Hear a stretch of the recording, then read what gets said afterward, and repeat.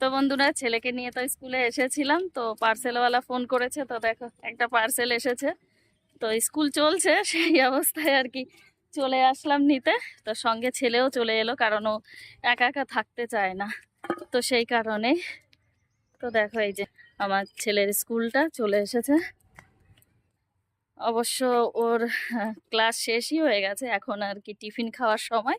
তারপর টিফিন খাবে, তারপরে খেলবে, তারপর বাড়ি চলে যাবো। এই দেখো এখন যাচ্ছে। চলো এই দেখো, এই যে চলে যাচ্ছে। দেখো ক্লাসের মধ্যে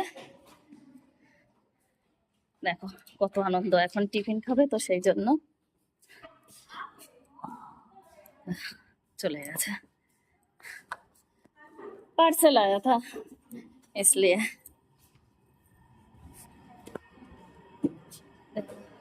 সবাই খাচ্ছে, খাওয়ার জন্য পাগল, দেখেছো? হ্যাঁ, হাত ধুতে হবে তো, চলো চলো।